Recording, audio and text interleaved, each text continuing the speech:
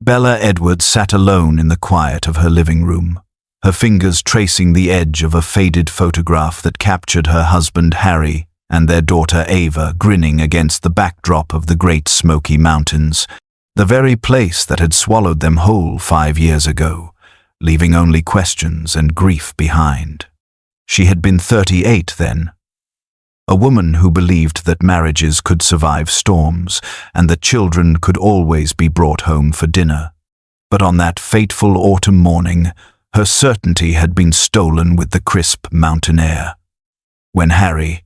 ever the adventurer with a compass always clipped to his belt, had promised their 11-year-old daughter a weekend she would never forget,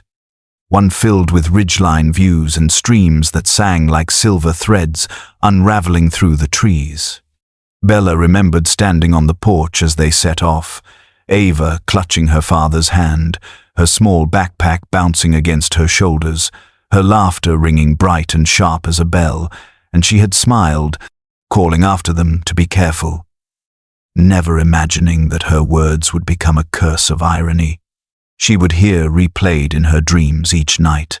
Hours stretched into days and then days into weeks as search parties scoured the ridges, rangers brought in dogs, helicopters swept across the canopy, and neighbors whispered theories that cut Bella to the bone, some claiming Harry must have staged it, others muttering about wild animals or a hidden sinkhole, while she stood with blistered feet at trailheads, clutching a flashlight until her hands went numb, begging strangers to find even a thread of her child's sweater.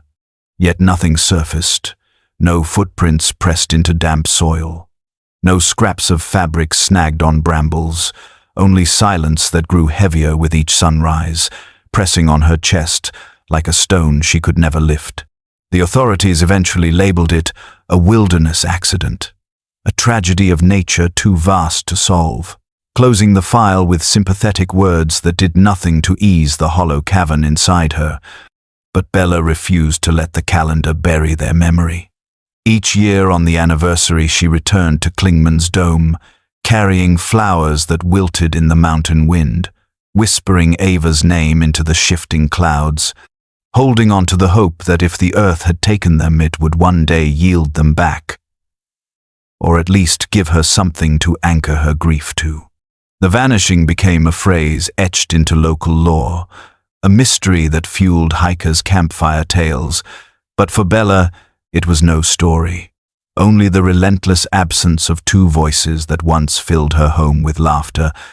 a silence that still echoed through the walls like a cruel reminder that her family had stepped into the Smokies and never returned. Bella Edwards moved through her home like a ghost, her footsteps soft against the hardwood floors, as if any sudden sound might disturb the fragile world she had preserved in the years since her husband Harry and their daughter Ava had vanished into the Smoky Mountains, leaving her with only absence and silence that stretched endlessly. At 43, her face bore lines carved by sorrow,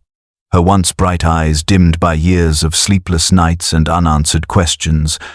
yet she clung fiercely to the remnants of the life that had been ripped away from her, keeping Ava's bedroom untouched with its lavender curtains drawn against the light, the stuffed animals arranged just as they had been on. The last morning her daughter had risen with a smile, unaware she would never return. Harry's boots remained by the door, their leather cracked and worn, as if he might at any moment step back across the threshold, brush the dirt from his hands, and tell her the mountains had been kind this time, and yet the empty doorway never filled. The silence pressed heavier with each passing season, and Bella learned that grief did not fade, but rather settled deeper, becoming the marrow of her bones. The townsfolk, once sympathetic, grew restless in their curiosity, whispering theories that festered in the air whenever she walked into the small grocery or sat alone in the pew on Sundays. Words like abandonment, murder, or accident drifting from lips that never dared meet her eyes. And though she tried to ignore them, each rumor clung to her like smoke, suffocating in its persistence. Some said Harry had grown weary of domestic life and chosen to vanish with Ava to start anew. Others claimed Bella herself must have known more than she let on, and still others believed the wilderness had simply consumed them, leaving no trace but a story too cruel to bear. Bella withdrew further, tending her small garden with meticulous care, pouring her love into roses that bloomed defiantly against the neglect of time. Yet even in their beauty she saw echoes of her daughter's laughter, fragile petals falling too soon. At night she lay awake, the walls closing in as if the house itself mourned, listening to the wind press against the windows like distant voices calling from the ridges, her mind replaying every moment of that final morning until it blurred with dreams. Hope had become both salvation and torment, a fragile flame she dared not let die. For to surrender to finality would be to betray the memory of Ava's bright eyes and Harry's steady hands,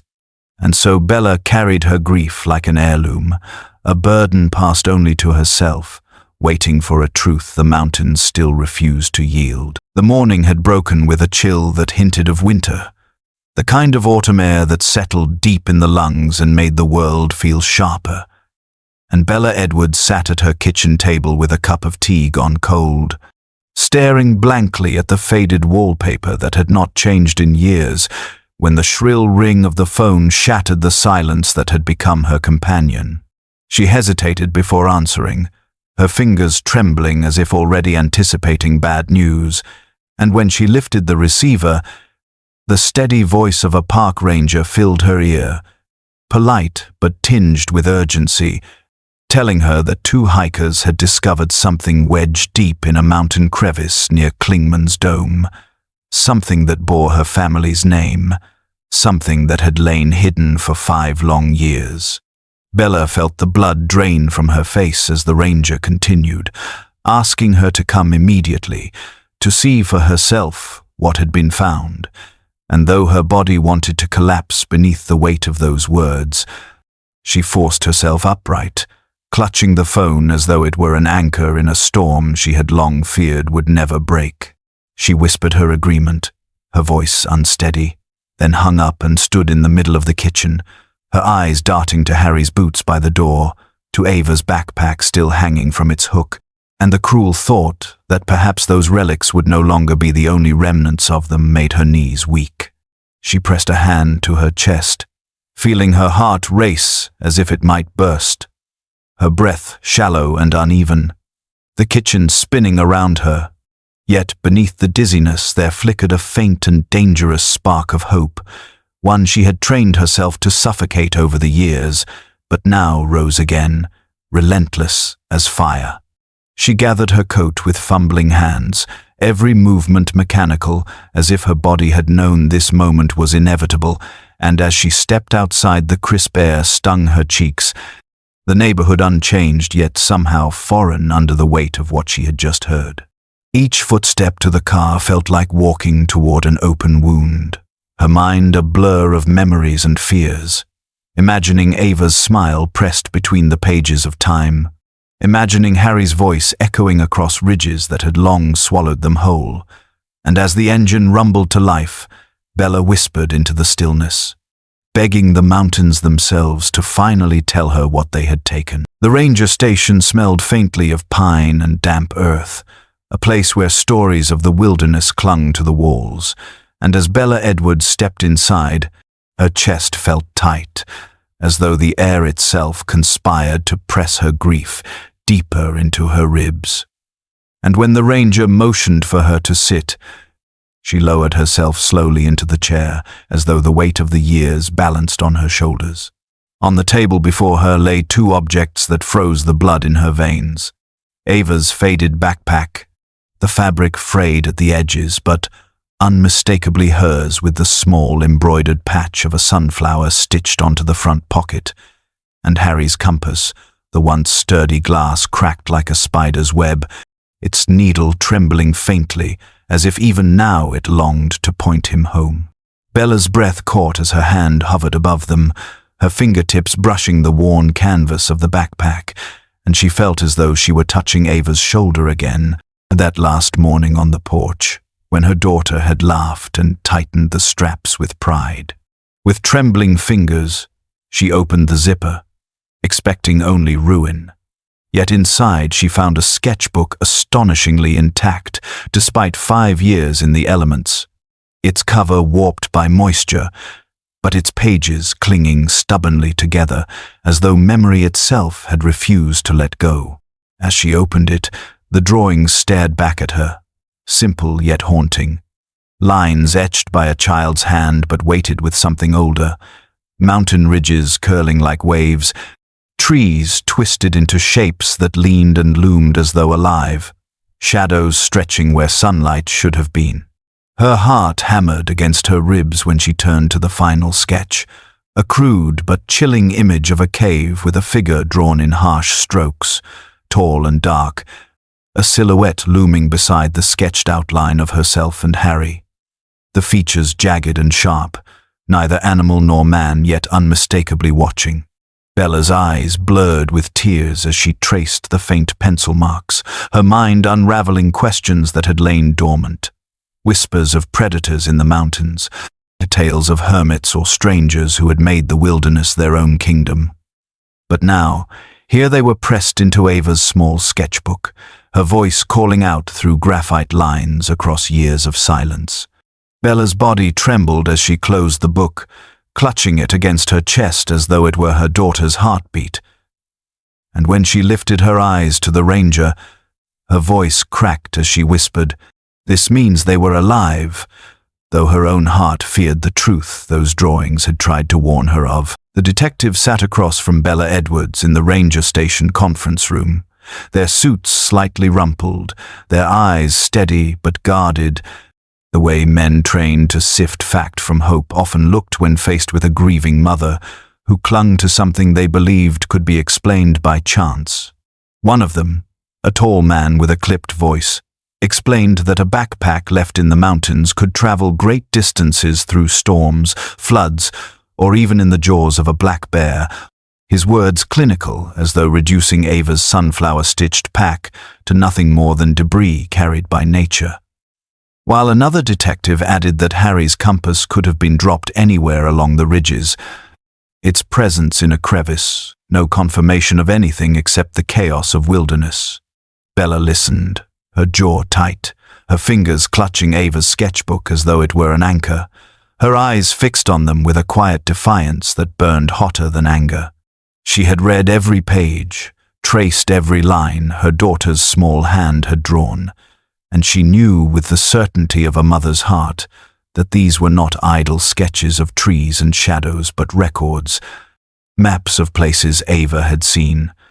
a desperate attempt to leave behind signs of where they had been. She pointed to the drawing of the cave, the dark silhouette beside it, her voice trembling but firm as she said that storms could not create images like these, nor could animals carry pencils into the night. And though her words hung in the air like smoke, the detectives merely exchanged weary glances, scribbling notes as if cataloguing her grief rather than her evidence. One muttered that they would reopen the case but cautioned her not to expect much. That 5 years was too long for survival in the Smokies, that more often than not, reopening meant little more than retreading the same dead ends. Bella felt fury and despair twine inside her, but she refused to yield, refusing to let them file this away again as an accident swallowed by wildness. She told them she knew her daughter, knew her husband, and neither would have left signs without meaning. And though her voice cracked with the effort of holding back tears, she pressed the sketchbook into the table, as though demanding the weight of it be recognized.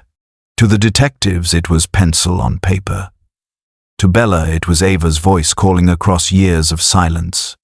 And no storm or animal could explain that. The house was quiet in the deep hours of night, the kind of stillness that pressed against the walls, until even the creak of wood sounded like a voice, and Bella Edwards sat alone at the edge of her bed with Ava's sketchbook balanced on her knees, the lamp beside her casting a dim golden circle that seemed too fragile to push back the shadows gathering in the corners. She had flipped through the drawings a dozen times that day, memorizing each curve of mountain ridges, each crooked tree rendered in her daughter's unsteady pencil lines. But something restless in her heart would not allow her to close the book, and so she turned the pages again, slower this time, as though listening for a hidden whisper woven into the strokes of graphite. Her breath caught when she reached the final page, a sheet darker than the others, smudged by frantic hands, and there it was, a figure that did not belong, jagged and looming, drawn taller than Harry, standing beside the sketched outlines of father and daughter, as though claiming them. The stranger's head was a dark oval, his arms rough blocks that ended in claws rather than fingers. And though it was nothing more than a child's drawing, Bella felt her stomach twist, as if Ava herself had left behind a cry for help disguised in graphite shadows. She touched the page with trembling fingertips, her throat dry, her mind spinning through the words of the detectives who spoke of storms and animals, who dismissed her daughter's work as imagination. Yet here was something that refused dismissal, a human form captured in those final moments of her daughter's hand. She remembered the stories Harry used to tell about men who lived in the deep woods, hermits who built shelters where no one dared tread, survivalists who believed the ridges were theirs alone, and a chill ran down her spine as she wondered if Ava had seen one of them. If Harry had spoken to such a figure while trying to guide her to safety. The lamplight flickered as if stirred by unseen breath, and Bella pulled the sketchbook close to her chest, listening to the sound of her own heartbeat echoing in the silence. She knew imagination could give shapes to fear, but she also knew her daughter's steady hand, her attention to detail, the way Ava always tried to make her drawings reflect the world she saw, and now that truth seemed to speak louder than the comfort of doubt. Bella closed her eyes, and in the darkness behind them the jagged man stood waiting, a shadow in the wilderness no one had ever reported, but one that her daughter had seen. Bella Edwards drove along the winding road that curled through the foothills of the Smokies, her knuckles white against the steering wheel as she followed directions, scribbled on a scrap of paper to the small cabin of a man whose name had lingered on the edges of rumor for years, a man who had once claimed the mountains held more than trails and trees, that there were those who had chosen to disappear into them and carve out hidden lives. Warren Clay was well into his 70s now, his hair white and wiry beneath a battered cap, his eyes sharp despite the years that had weathered his face like the bark of an old tree. And when Bella knocked on his door, he greeted her with the wary caution of one accustomed to being doubted. She explained who she was, her voice trembling as she described Ava's sketch of the jagged man, and to her surprise, Warren did not dismiss her as others had, but instead motioned her inside with a quiet nod, settling her at a wooden table scarred by decades of use. He leaned back in his chair, his gaze drifting toward the mountains beyond the window as he told her what he had seen in the late 1990s, when he was still strong enough to hike the deepest ridges alone. He had come across signs of an off-the-grid community, crude shelters of logs and canvas hidden in hollows, smoke rising from fires that vanished when approached, and one man in particular whose presence chilled him to the bone. Tall and gaunt, with movements that seemed both feral and deliberate, his eyes hollow yet burning with a watchfulness that reminded Warren of predators guarding territory. When Bella placed Ava's sketch on the table between them, Warren's weathered hand trembled as he traced the jagged outline of the figure, and he whispered that it matched the man he had glimpsed, the same one he had warned authorities about, the one no one had believed existed. Bella felt her heart surge with a dangerous rush of hope, but braided tightly with it came fear so sharp it made her throat ache. For if Ava had drawn the same man Warren had seen decades earlier, it meant this shadow was not imagined, and her family had stumbled into something far darker than accident. Warren looked at her with pity, his voice low as he told her the Smokies kept secrets that most people were better off not finding. Yet Bella knew she could not turn back. Not when the lines of her daughter's hand and the tale of an old hiker had merged into the same truth. The morning broke grey and cool. The clouds stretched thin across the peaks like worn cloth, and Bella Edwards set out on the trail alone, ignoring the stern warnings of the police, who had urged her not to interfere, their words echoing in her ears as she tightened her coat and pushed deeper into the wilderness, following the same path where the hikers had stumbled upon Ava's backpack and Harry's compass. Each step was both a prayer and a defiance, her boots crunching against damp leaves, her lungs burning in the thin mountain air. But still she pressed forward, her heart hammering with the stubborn rhythm of a mother who refused to let silence be the only answer. The trail twisted upward, flanked by mossy rocks and skeletal trees, and she paused often, scanning every hollow and shadow, whispering Ava's name as though the wind might carry it to her daughter, though all she heard was the rustle of branches, like the whispers of 1,000 voices she could not understand. Hours seemed to stretch like years, her legs trembling with exhaustion,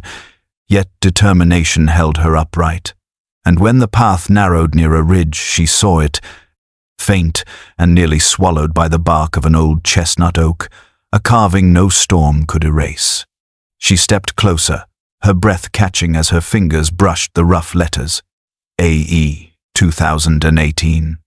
The initials stood carved with a care that pierced her heart. Ava Edwards. The year her laughter had vanished from the world, and Bella pressed her forehead against the scarred bark, sobs shuddering through her as she clung to the tree as though it were her daughter's own arms. She thought of Ava, 11 years old, small hands gripping a knife or sharp stone, scratching her presence into the wood because she knew her mother would come, knew someone would look, and the thought both broke Bella's heart and filled it with fire. For this was no accident, no random scattering of belongings. This was a sign, intentional and desperate, left for her to find. The forest seemed to close in, heavy with secrets, and though fear pressed cold against her spine, hope surged hotter, because now she knew Ava had fought to be remembered, had left her voice etched into the mountain itself. Bella pulled back, wiping her tears with trembling hands, and whispered into the still air that she had found her, that she would not stop, that no warning from any authority could silence a mother who had seen her daughter's initials carved into the bones of the Smokies. The forest pressed close around Bella Edwards as she followed the crude map she believed her daughter had left her in those haunting sketches, her breath ragged in the thin air as she climbed over slick rocks and wove through brambles that tore at her sleeves, each step carrying her further from the safety of marked trails and deeper into the hidden heart of the Smokies. She clutched the sketchbook against her chest, pausing often to compare Ava's penciled drawings with the ridges and twisted trees around her, the resemblance uncanny, as though her child had somehow known she would one day walk the same path and had tried to guide her here.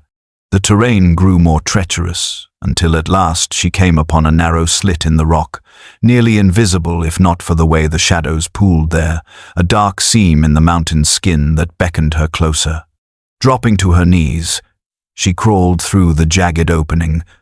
her palms scraping against the cold stone, the darkness swallowing her until she flicked on her flashlight,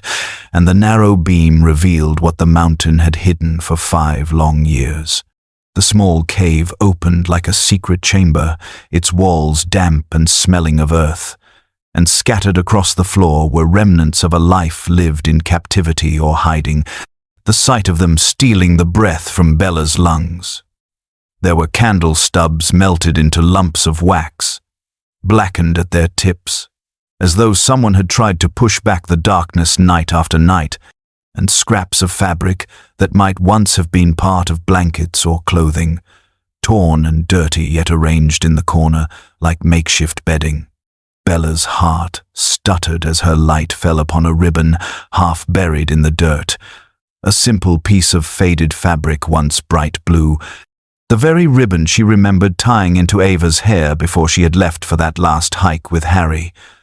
Her small head tilted toward her mother as she giggled and asked if it looked pretty.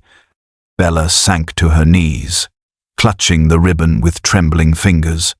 her sobs echoing in the cave as though the mountains themselves wept with her, the enormity of it crashing over her in waves. For this was proof that her daughter had been here, alive, long after that autumn day when she had vanished. This was no accident, no random scattering of belongings, but a place where lives had been forced to continue in shadows, and Bella knew with brutal certainty that something deliberate, something human, had stolen her family. The search had expanded with quiet urgency, rangers and detectives moving carefully across the rocky ground near the Crevice cave as Bella Edwards stood back, her arms wrapped around herself, her eyes never leaving the dark slit in the mountain where she had found the ribbon that still lay folded in her pocket like a fragile heartbeat. And it was one of the younger rangers who let out a startled cry when his hand brushed something wedged between stones, slick with moss. They pried it loose with careful effort, revealing a rusted tin box, its edges sharp with age, its surface corroded but intact, and as they placed it on a flat rock for Bella to see, her breath caught in her throat. With gloved hands, the detective worked the lid open, the hinges groaning, and inside, nestled against scraps of cloth, lay folded paper, stained and weathered but still legible, the ink faded yet steady, and when Bella saw the handwriting, her knees nearly gave way, for it was Harry's. The loops and lines she had watched him scrawl across grocery lists and birthday cards, the hand that once had steadied Ava's bicycle or traced lazy circles on her back at night. Her trembling fingers hovered above the page as the detective began to read aloud, his voice carrying the words Harry had written in desperation. They had been taken by a man who lived deep in the wilderness, a figure who claimed to own the mountains, who said no one left without his permission, a man who watched them even when he was unseen. Harry wrote that he had tried to find escape routes, mapping trails by moonlight, but each attempt ended in failure. The stranger's knowledge of the terrain too complete, his vigilance too sharp, leaving them trapped in a place where the forest itself seemed to conspire against freedom. The words painted a portrait of fear and exhaustion, of a father struggling to protect his child against an enemy who moved like smoke, and Bella pressed her hand to her mouth as tears spilled down her face, because here, in her husband's own voice, was confirmation of everything she had believed. That this was not an accident or a wilderness misstep, but an act of cruelty carved into the heart of the mountains. When the detective finished, silence fell heavy, broken only by the rustle of leaves, and Bella whispered Harry's name into the still air. A plea, a memory, a vow that she would not let his words fade into another file of lost stories. The news reached Bella Edwards, not through a phone call from the detectives, but from the low hum of the television that she had left on for background noise, the words suddenly cutting through her fog of grief and exhaustion as the reporter's voice announced that a missing girl had been found wandering near the Tennessee and North Carolina border. Barefoot, malnourished, and speaking in fragments about a man who claimed to own the mountains. Bella's heart lurched as she moved closer to the screen, her hands trembling as she listened to the details, each one slicing into her like shards of broken glass, because the girl's description matched perfectly with the figure Harry had written about in his desperate letter. The same shadow Ava had sketched in jagged pencil lines. The survivor, no older than 16, had been taken years earlier under mysterious circumstances and presumed dead. Yet here she was, alive and speaking in a voice cracked by trauma, recounting how she had been held in a series of caves and crude shelters, how she had seen others too,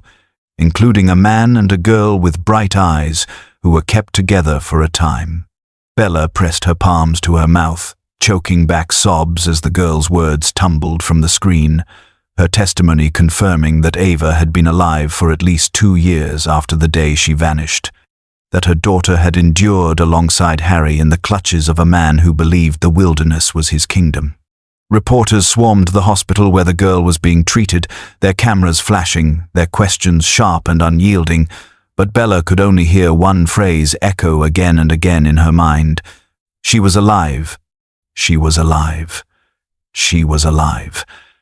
The possibility that her daughter had breathed, cried, and survived years beyond what anyone had allowed Bella to believe made the weight of the past half-decade crash over her with unbearable force, mingling relief with anguish until she could barely breathe. She fell to her knees in the living room, clutching Ava's ribbon in one hand and Harry's cracked compass in the other, whispering prayers to a God she was not sure still listened, begging that the truth would not stop here, that this survivor's voice would lead them closer to the final answers. Outside, the wind rattled the windows, as though the mountains themselves were stirring, their secrets beginning, at last, to break free. The morning the FBI gathered at the base of the Smokies, Bella Edwards stood among them,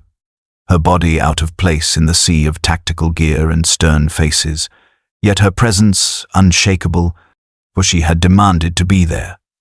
demanded to walk the same ridges where her husband and daughter had vanished, no longer content to wait at home for news delivered in careful tones.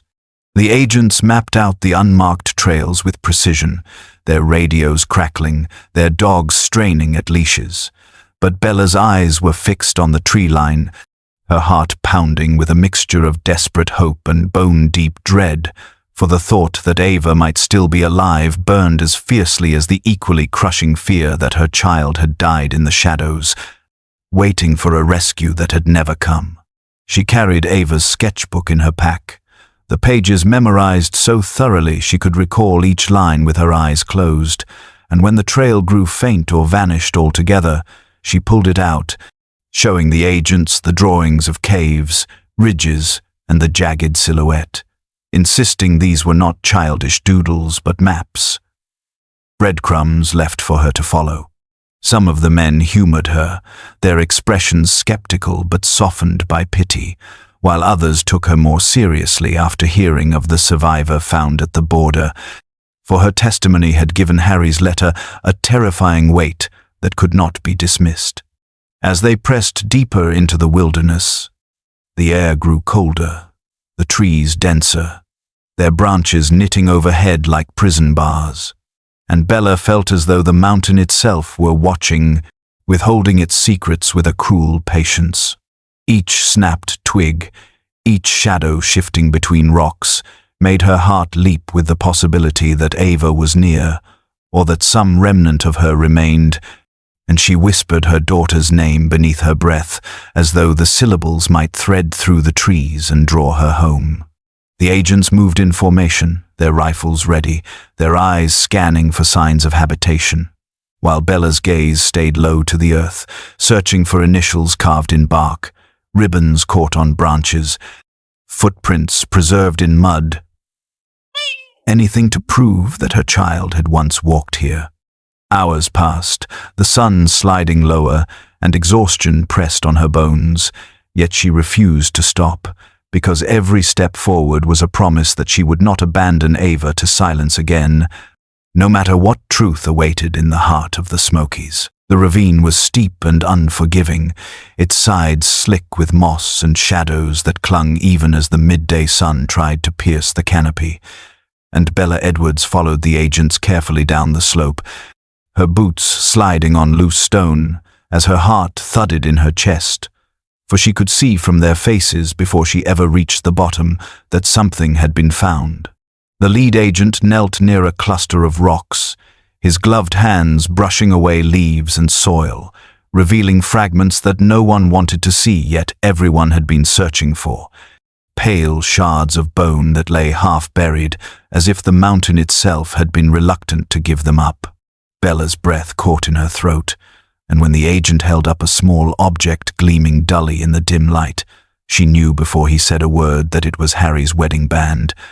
the same one she had slid onto his hand on their wedding day, the same one he had never removed in all the years they had shared. She stumbled forward, ignoring the hands that tried to steady her, and dropped to her knees in the dirt, reaching out as though touching the ring might bring him back, her fingers trembling as she cradled it in her palm, pressing it to her lips, her tears falling hot against the cold metal. The voices around her blurred, the agents murmuring into radios, the forensic team unpacking their tools, but all she could hear was the silence of her husband's absence, the echo of his laughter in memory, the weight of his steady presence that would never again fill their home. Yet beneath the crushing grief that wrapped around her like a shroud, there burned a desperate determination. For this ring and these remains answered only one part of the question that had haunted her for 5 years, and she would not rest until she knew what had become of Ava. The experts worked carefully, their faces grim as they lifted the fragments into evidence bags, their words clipped as they confirmed what Bella already knew in her heart, that the bones were Harry's, that he had died in this ravine, while she had sat at home, believing he was alive somewhere just beyond her reach. Bella closed her fist around the ring until the edges dug into her skin, her whisper carried into the still air, a vow that she would not stop.